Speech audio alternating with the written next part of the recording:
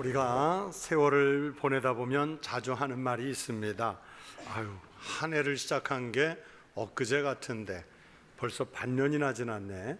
세월이 참 빠르다. 살아볼수록 이 말이 정말 맞습니다. 2025년을 불과 며칠 전에 엊그제 시작한 것 같은데 벌써 반년을 보냈고요. 그러면서 이제 7월을 맞이하면서 남은 반년을 새롭게 시작하게 되었습니다. 물컵에 물이 반이 남은 것을 보면서 부정적인 사람은 반컵밖에 안 남았다고 아쉬워하는데, 긍정적인 사람은 아직도 반컵이나 남았다면서 행복해한다고 합니다. 우리에게 금년 한 해 중에 반년이 남았다는 것은 이제 모자람이 아니라 아직도 새로운 결심을 하고 여전히 큰 열매를 거둘 수 있는 좋은 기회들이 많이 남아있는 시간들입니다. 우리 청북교회 성도들이 남은 반년도 잘 사셔서 하나님이 주시는 은혜와 복들을 많이 누리실 수 있기를 축원합니다. 남은 반년을 새롭게 시작하면서 오늘은 맥주 감사 주일로 지키는 주일입니다. 많은 교인들이요, 이 맥주절은 반년을 잘 보낸 것에 대해서 감사해서 지키는 절기, 이렇게 알고 있는 경우가 많습니다. 그러나 맥주절은 그런 뜻의 감사가 아닙니다. 맥주감사절은 1년 중 반년을 잘 보냈다고 지키는 그런 감사주일이 아니라 좀 더 정확한 의미는 한자에 나오듯이 보리와 밀을 추수하면서 거둔 그 수확이 있음에 대한 감사하는 절기입니다.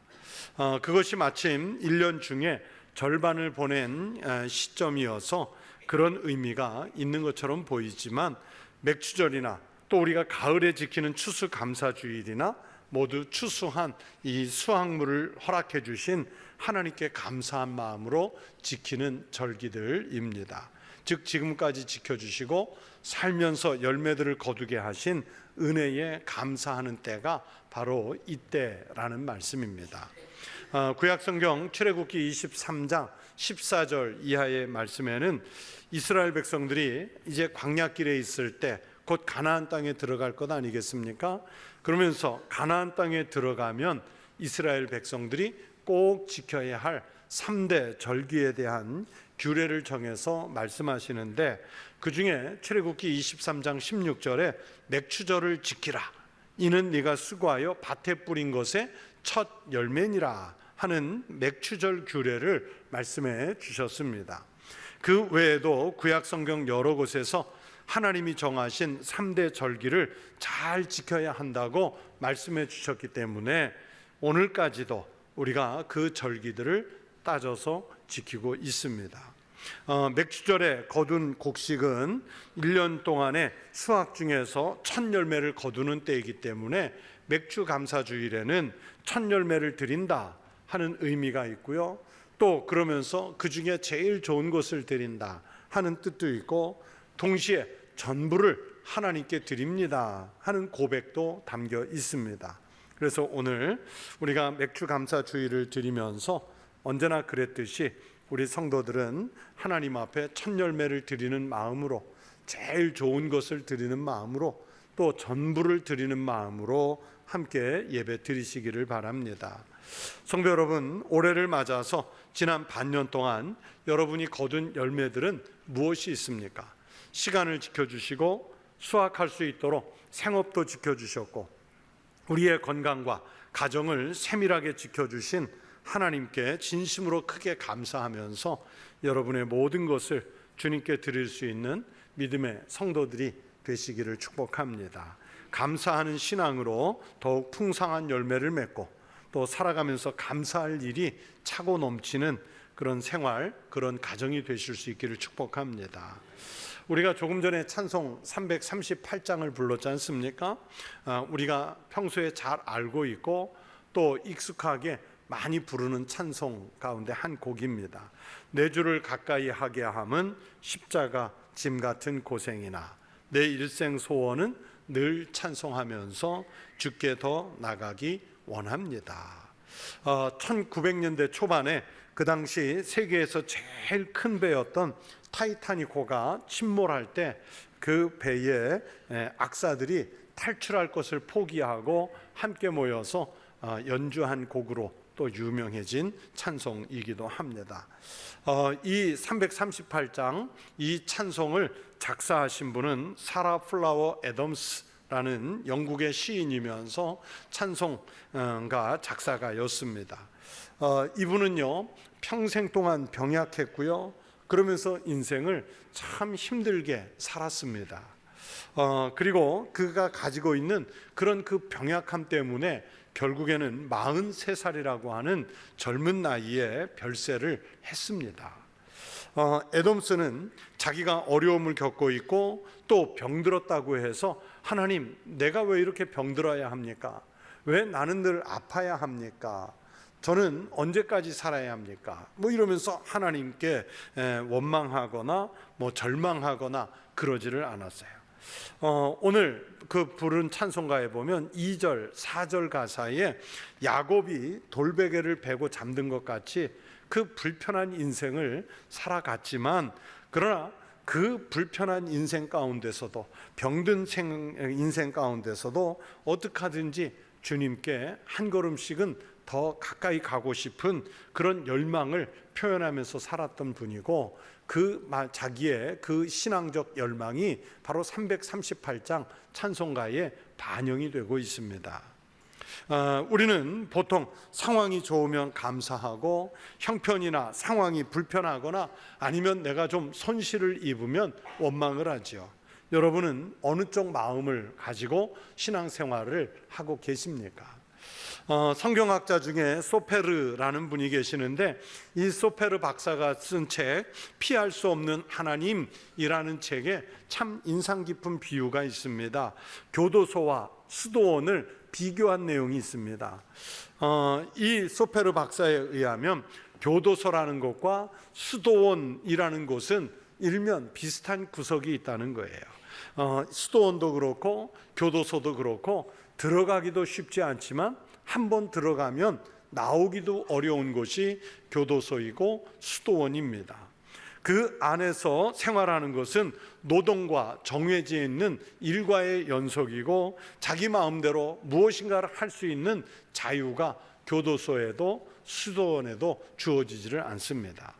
그럼에도 불구하고 교도소와 수도원은 근본적인 차이가 있다고 이 소페르 박사는 얘기해요.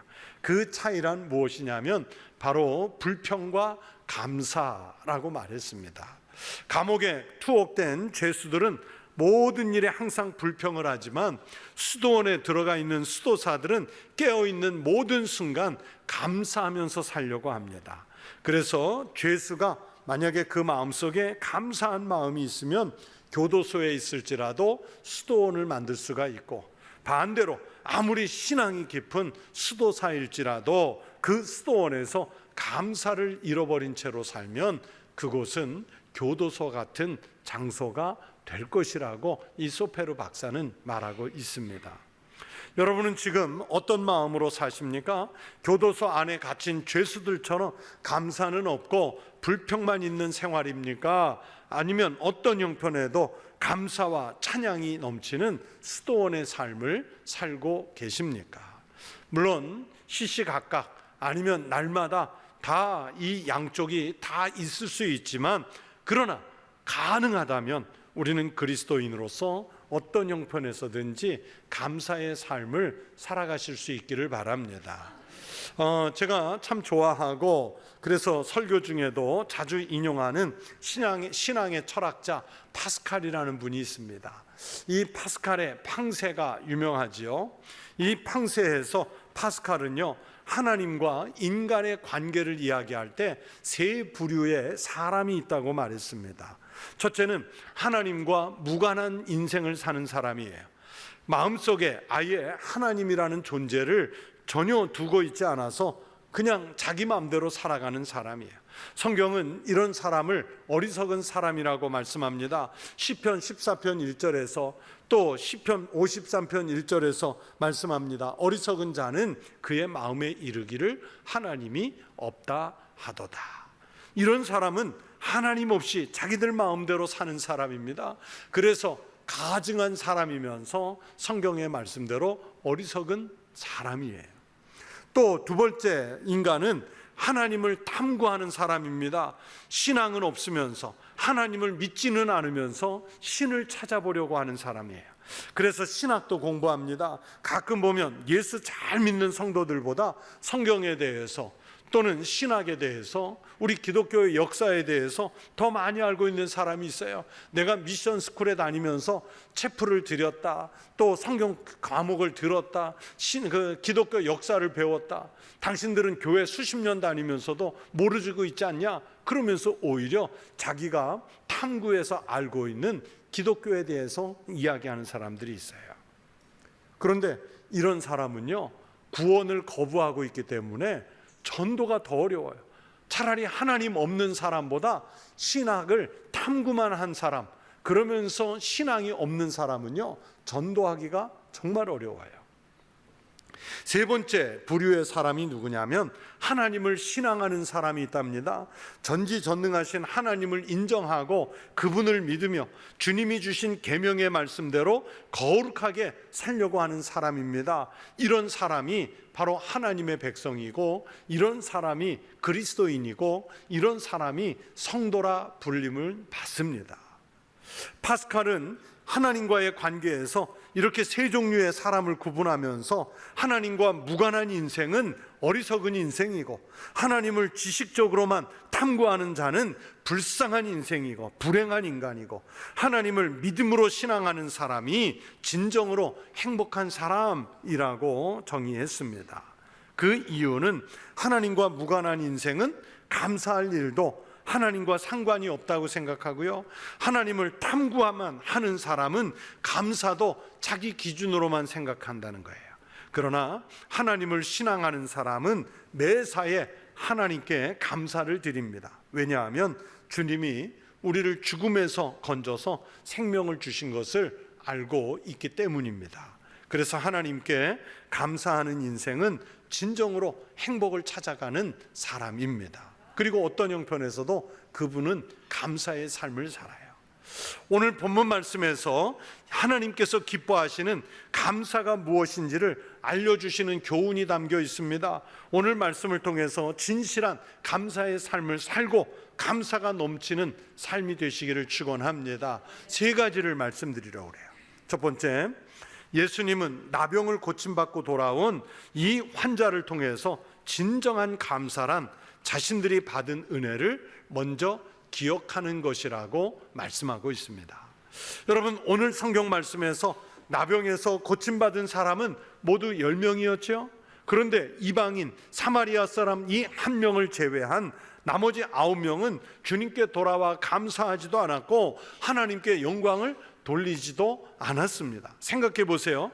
여러분, 이 사람들, 이 10사람이 받은 은혜가, 여러분, 이게 보통의 은혜입니까? 상상하기 어려운 아주 특별한 은혜를 입은 사람들입니다. 그런데 그 은혜를 받자마자 금방 잊어버렸어요. 은혜를 잊어버렸어요. 우리 교회에서 어떤 어려운 교회 혹은 어려운 기관을 참 도울 때도 있고요, 또 정말 어려움 가운데 있는 사람이 있어서 제가 개인적으로 좀 크게 도울 때도 있어요. 무슨 칭송받자고, 그것 때문에 무슨 영화를 누리자고 도운 거는 아닌데, 그래도 마음에 은근히 기대하는 바가 있잖아요. 전화로라도 아우 참 고맙다고, 잘 사용하겠다고, 도와주셔서 감사하다고, 한 10초 15초면 되는데 아예 입 싹 씻고 아무 연락도 안 오면 괜히 도와줬나? 정말 그런 생각이 들어요. 여러분, 저만 그런가요? 정말 그런 생각이 들어요. 물론 나중에 또 돕겠지만은, 그러나 다음번에 도울 때는 그렇게 선뜻 마음이 일어나지를 않게 되지요. 은혜를 잊어버리면 안 돼요. 레위기 13장 45절 46절 말씀에 의하면, 여러분, 오늘 이 말씀 속에 등장하는 나병 환자들, 성경의 시대에는 나병 환자들은요, 옷을 찢고 머리를 풀고 그러면서 윗입술을 이렇게 가리고 다니면서 부정하다 부정하다 부정하다 그렇게 외치면서 다녀요. 그래야 사람들이 저기 앞에 나병 환자가 걸어오는구나 하면서 피해 가든지, 아니면 근처에 돌멩이를 들어서 그 나병 환자를 향해 투척을 해가지고 그 나병 환자가 도망을 가서 딴 길로 가든지 접촉하지 않기 위해서 그렇게 나병 환자들이 표시를 내고 다녀요. 나병 환자들은 사람들과 격리된 곳에서 살아야 했습니다. 이런 복장과 행위는 자신들이 천벌을 받은 죄인들이라는 표시이고, 또 거룩한 사람들과는 함께 어울려 살면 안 되는 버림받은 자들이라는 것을 상징적으로 보여주고 있습니다. 예수님께서 바로 그런 나병 환자들을 긍휼히 여기셨기 때문에 고쳐주셨어요. 그럼에도 불구하고 유대인 9명은 돌아오지 않았고요, 이스라엘 사람들이 그렇게 천대하고 무시하던 사마리아 사람 한 사람만 주님께 돌아와 하나님의 은혜에 감사하고 영광을 돌리고 있어요. 여러분, 유대인들이 누굽니까? 누구보다도 여호와 신앙에 익숙해요.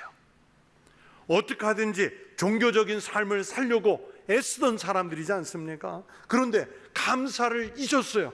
이 순간, 감사를 잊은 이 순간 이 사람들은요, 하나님 앞에서 아무것도 아닌 존재가 되었습니다.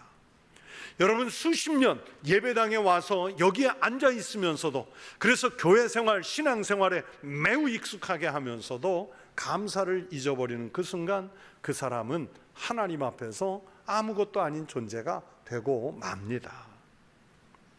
여러분, 진실한 감사는 내가 받은 은혜를 기억하는 데서부터 시작됩니다. 그래서 시인은 시편 103편 2절에서 내 영혼아 여호와를 송축하며 그 모든 은택을 잊지 말지어다, 기억하라는 말씀이죠. 여러분, 부모님께 감사하십시오. 여러분의 선생님께 감사하십시오. 여러분의 가족들에게 감사하십시오. 여러분이 앉아 계신 교회에 감사하십시오. 그리고 무엇보다도 여러분의 죄를 씻어 주시고 구원의 은혜를 베풀어 주신 하나님께 감사하십시오. 감사는 내가 받은 은혜를 기억하는 데서부터 시작이 됩니다. 또 두 번째는 하나님을 향한 진정한 감사의 방법은 하나님께 영광을 올려드리는 것입니다. 말씀을 보세요. 예수님께 고침을 받은 10명의 나병 환자 중에 오직 사마리아 사람 한 사람만 돌아와 감사를 드리고 있습니다. 이 사람의 태도를 보세요. 자신의 나병이 나았음을 확인하자마자 예수님께 돌아와서 큰 소리로 하나님께 영광을 돌리며 예수님 발 앞에 엎드려 감사합니다. 여러분, 이 발 앞에 엎드렸다는 것은 깊은 감격으로 감사를 드렸다는 말씀입니다. 18절을 보시면 예수님은 이 사람의 이런 감사의 태도를 하나님께 영광을 돌리는 것이라고 말씀해 주셨습니다. 하나님께서는 그리스도를 통해서 하나님께 영광을 돌리며 감사, 찬송하게 하려는 목적으로 우리에게 구원의 은혜를 베풀어 주셨습니다. 사도 바울은 에베소서 1장 5절 6절에서 그 기쁘신 뜻대로 우리를 예정하사 예수 그리스도로 말미암아 자기의 아들들이 되게 하셨으니 이는 그가 사랑하시는 자 안에서 우리에게 거저 주시는 바 그의 은혜의 영광을 찬송하게 하려는 것이라 말씀합니다. 그렇습니다. 하나님의 영광을 찬송하게 하려고 우리에게 구원의 은혜를 베풀어 주신 것이라고 성경에서 말씀하셨어요. 우리 그리스도인들은 하나님께서 우리에게 베풀어 주신 은혜의 목적에 맞는 삶을 살아야겠죠. 그것은 바로 하나님께 영광을 돌려서 진실한 감사가 무엇인지를 내 삶의 자리에서 나타내면서 사는 일입니다. 감사가 넘치는 생활이 되시기 바랍니다. 그리고 여러분의 그 감사 때문에 우리 주님이 영광을 받으시는 그런 삶을 살아가시기를 주의 이름으로 축원합니다. 세 번째, 마지막 세 번째는 진실한 감사를 표현하는 사람이 온전하게 구원을 받은 사람이라고 이 이방인 나병 환자를 통해서 주님은 말씀하고 있습니다. 19절 말씀을 보세요. 예수님은 홀로 돌아와 감사하는 이 사마리아 사람에게 일어나 가라, 내 믿음이 너를 구원하였느니라 말씀하셨어요. 여러분, 이 말씀은 이 사마리아 사람이 단순히 그냥 병이 낫고 몸만 깨끗해졌다는 것이 아니라 이제부터 그 영혼도 죄 용서를 받았고 거듭난 영혼이 되었다는 축복의 말씀입니다. 새로운 인생을 살게 되었다는 선포를 해 주신 거예요. 여러분, 10명의 나병 환자가 예수님을 만났고 몸을 고침받았습니다. 그러나 진정한 의미에서 구원을 받은 사람은 오직 한 사람, 이 사마리아 사람이에요. 10명 모두 은혜를 입은 것은 똑같습니다. 그러나 9사람은 육신의 구원, 일시적인 치유의 감동은 맛보았겠지만 영생을 얻는 구원까지는 그 은혜를 누리지 못했어요.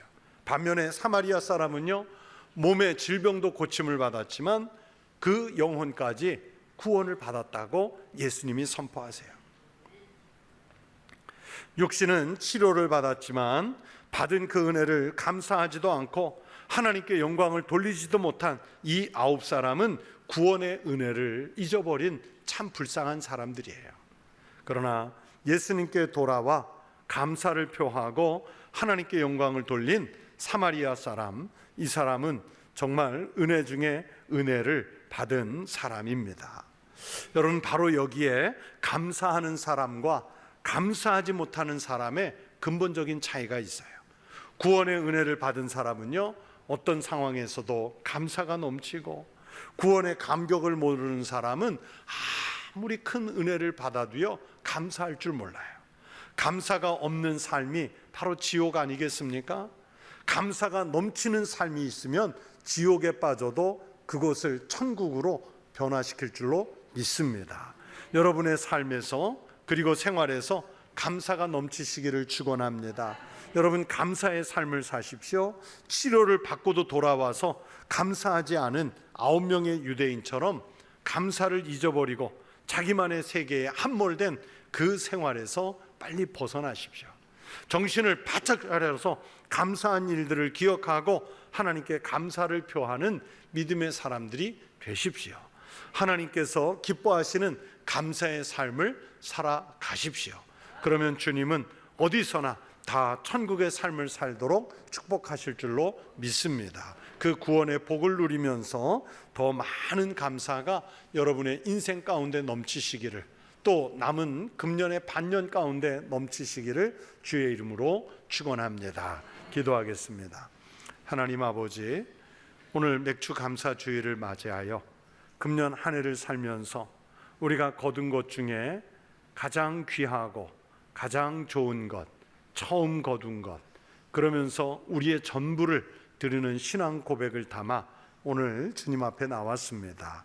하나님, 지난 반년뿐만이 아니라 평생을 지키신 은혜를 기억할 수 있게 하시고, 남은 금년의 반년뿐만이 아니라 평생을 또 인도하실 주님의 은혜를 기억하며 기대하며 살아가게 하여 주시옵소서.